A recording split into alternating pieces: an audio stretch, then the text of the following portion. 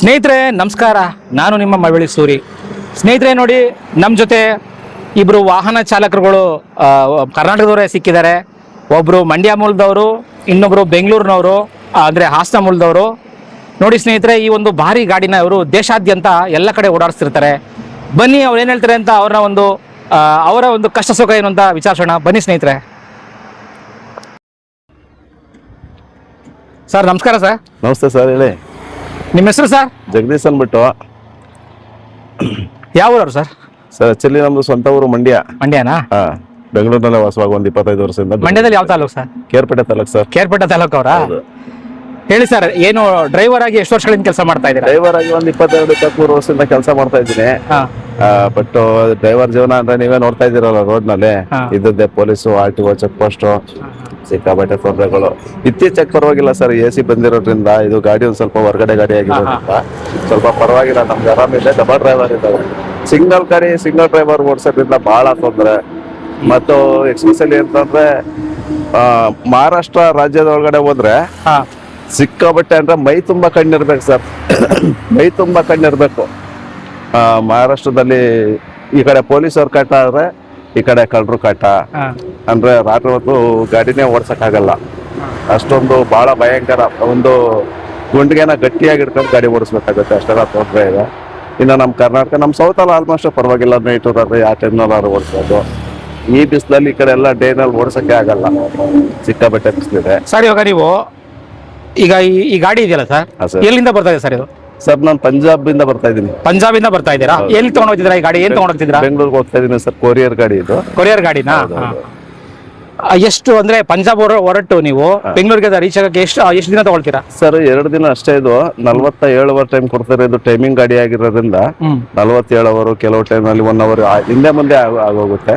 ಹೋಗ್ತಾ ಇರ್ತೀವಿ sir, double driver ಇರೋದ್ರಿಂದ. ಇಲ್ಲ, ಸಿಂಗಲ್ ಡ್ರೈವರ್ ಆದ್ರೆ 5 ದಿನ 6 ದಿನ ಬೇಕಾಗುತ್ತೆ ಸರ್. ಸರ್ ಇವಾಗ ನಿಮ್ಗೆ ಏನು ಸ್ಯಾಲರಿ ಕೊಡ್ತಾರೆ ಸರ್? ಸ್ಯಾಲ್ರಿ ಪರವಾಗಿಲ್ಲ ಸರ್, 40,000 ಕೊಡ್ತಾ ಇದ್ದಾರೆ. ಮತ್ತೆ ಕಿಲೋಮೀಟರ್ ₹1 ಇನ್ಸೆಂಟಿವ್ ಕೊಡ್ತಾ ಇದ್ದಾರೆ. ಹೌದಾ?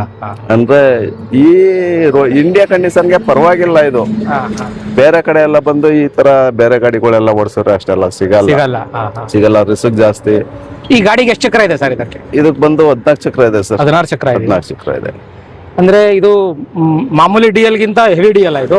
ಹೆವಿ DL ಅಂದ್ರೆ ಎಲ್ಲ ಅಷ್ಟೇ ಸರ್, ಬಟ್ ಟೈಲರ್ ಅಂತ ಮೆನ್ಷನ್ ಆಗಿರುತ್ತೆ, ಅದರಿಂದ ಈ ಟೈಲರ್ ಓಡಿಸ್ತಾ ಇರ್ತೀವಿ. ಸರ್ ನಿಮ್ಮ ಹೆಸರು ಸರ್?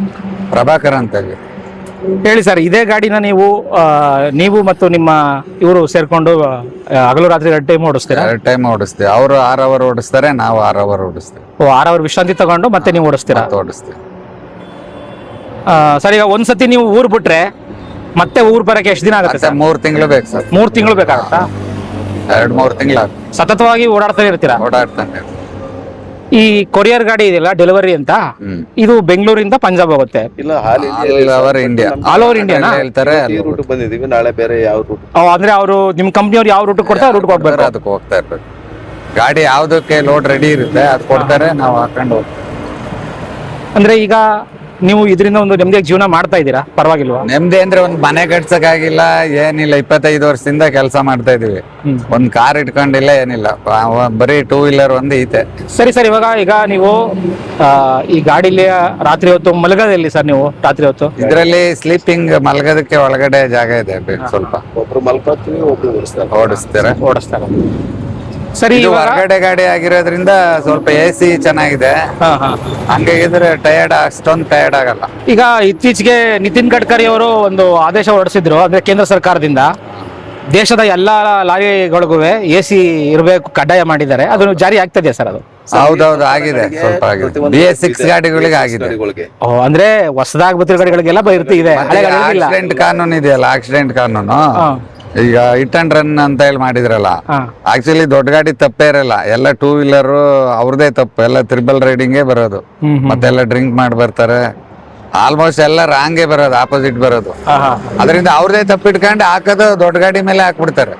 ಪೂರ್ತಿ ಲೋಕಲ್ ಅವ್ರದೇ ತಪ್ಪಿರುತ್ತೆ. ಲಾಸ್ಟ್ ಬಂದ್ಬಿಟ್ಟು ಕ್ಲೈಮ್ಯಾಕ್ಸ್ ಬಂದ್ಬಿಟ್ಟು ದೊಡ್ಡ ಗಾಡಿ ಡ್ರೈವರ್ ತಪ್ಪು.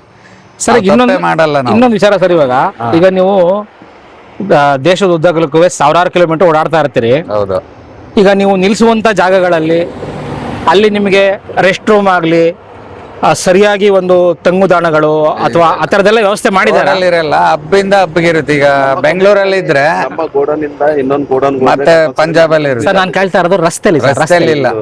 ಈಗ ನಮ್ಮ ದೇಶದ್ದು ಹೆದ್ದಾರಿಗಳ ಪ್ರಾಧಿಕಾರ ಇದೆಯಲ್ಲ ಸರ್, ರಾಷ್ಟ್ರೀಯ ಹೆದ್ದಾರಿ ಪ್ರಾಧಿಕಾರ, ಅವರೇನು ಡ್ರೈವರ್ಗಳಿಗೆ ಏನು ಅನುಕೂಲ ಮಾಡ್ಕೊಟ್ಟಿಲ್ವಾ? ಬಾತ್ರೂಮೇ ಇಲ್ಲ, ಟೋಲ್ ಗೇಟ್ ಅಲ್ಲಿ ಬಾತ್ರೂಮೇ ಇರಲ್ಲ, ಎಲ್ಲ ಬಾಗ್ಲ ಹಾಕಿ ಬೀಗ ಹಾಕಿ ಗಲೀಜಾಗ. ಬಾತ್ರೂಮ್ ಅಲ್ಲಿ ನೀರ್ ಇರಲ್ಲ, ಸುಮ್ನೆ ಟೋಲ್ ಟು ಟೋಲ್ ಬಾತ್ರೂಮ್ ಇದಾವೆ, ಬಟ್ ಬಾತ್ರೂಮ್ ಕೆಲಸನೇ ಮಾಡಲ್ಲ. ಸೌತ್ ಪರವಾಗಿಲ್ಲ ಸರ್, ನಮ್ ಸೌತ್ ಅಲ್ಲೆಲ್ಲ ಆಲ್ಮೋಸ್ಟ್ ಬಾತ್ರೂಮ್ಗಳಿದ್ದಾವೆ, ರೋಡ್ ಎಲ್ಲ ಕಂಡೀಷನ್ ಚೆನ್ನಾಗಿದೆ. ಬಟ್ ಅಲ್ಲಿ ನಮ್ಗೆ ಅಷ್ಟು ಪೊಲೀಸರು ತೊಂದರೆ ಕೊಡಲ್ಲ. ಚೆಕ್ ಪೋಸ್ಟ್ ಅಂದ್ರೆ ಉತ್ತರ ಭಾರತದಲ್ಲಿ ಸ್ವಲ್ಪ ಸಮಸ್ಯೆಗಳು ಜಾಸ್ತಿ ಇದೆ. ಸಮಸ್ಯೆ ಜಾಸ್ತಿ. ಸ್ವಲ್ಪ ಅಲ್ಲ ಸರ್, 100ಕ್ಕೆ 100%. ನಾನ್ ಕೇಳ್ಪಟ್ಟಿದ್ದೀನಿ ಸರ್, ಅತಿ ಹೆಚ್ಚು ತೊಂದರೆ ಕೊಡೋದೇ ಮಧ್ಯಪ್ರದೇಶದ ರಾಜ್ಯದಲ್ಲಿ ಅಂತ ಕೇಳಿದ್ದೀನಿ. ಮಧ್ಯಪ್ರದೇಶ ಮತ್ತು ಮುಂಚೆ ಮಹಾರಾಷ್ಟ್ರ. ಬಹಳ ಇತ್ತು, ಅದಕ್ಕೂ ಇದಕ್ಕೂ ಹೋಲಿಸಿದ್ರೆ ಮಹಾರಾಷ್ಟ್ರಕ್ಕಿಂತ ಕಚ್ಚಡ ಒಂದು ರಾಷ್ಟ್ರ ಇನ್ಯಾವುದೂ ಇಲ್ಲ. ಮಹಾರಾಷ್ಟ್ರನೇ ಪ್ರತಿಯೊಬ್ರು ಕಳ್ರೆ ಇರ್ತಾರೆ. ಕಳ್ತನ. 100ಕ್ಕೆ 99 ಗ್ಲಾಸ್ಗಳೆಲ್ಲ ಬಿಚ್ಬಿಟ್ಟು ಬೀಡಿಂಗ್ ಬಿಚ್ಚಿ ಗಾಡಿ ಒಳಗಡೆ ಹಾಕ್ತಾರೆ. ನೈಟ್ ಹೊತ್ತು ಗಾಡಿ ಅಡ್ಡ ಹಾಕ್ತಾರೆ. ಏನೋ ಸ್ಟ್ರೈಕ್ ಮಾಡಬೇಕು.